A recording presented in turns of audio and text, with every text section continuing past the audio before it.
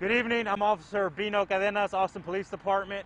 I'm providing a brief on the SWAT call out that we have. At approximately 4:07 p.m. this afternoon, APD responded to the InTown Suites here at Research Boulevard. The call stated that there was a disturbance inside one of the rooms. The complainant, who made the 911 call, advised that a male subject, age of 32, had threatened her 1-month-old baby. When officers arrived, they met with the complainant.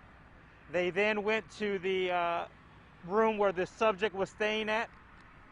They attempted to make contact with the subject, and after a brief moment, they were talking to somebody on the other side of the door. The subject refused to open the door so that the officers could see him.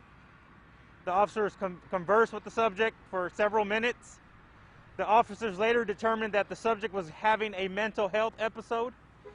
The subject was possibly wanting to hurt himself or other people.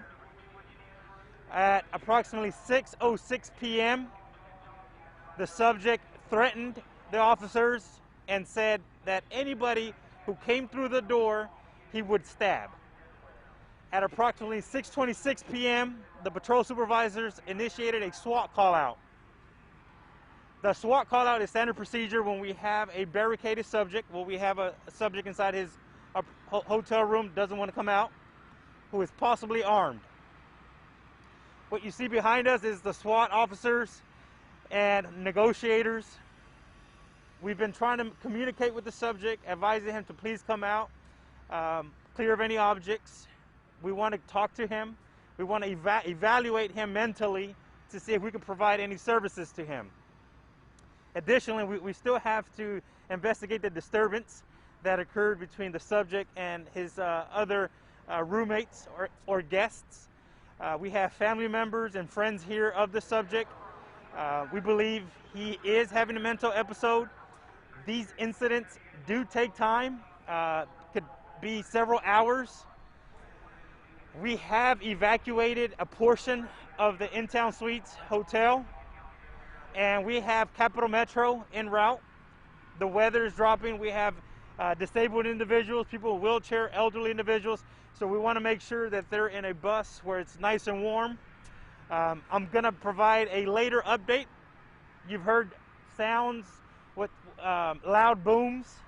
Those are distractionary devices that our SWAT officers use. At the time, there are no officers that are injured, nor do we believe that the subject is injured. Additionally, the subject is alone in the room, so there's no agency to get in to save anyone.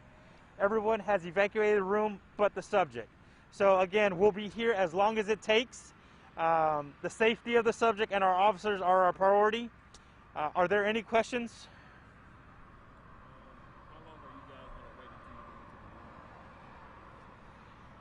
It depends. It could be several hours.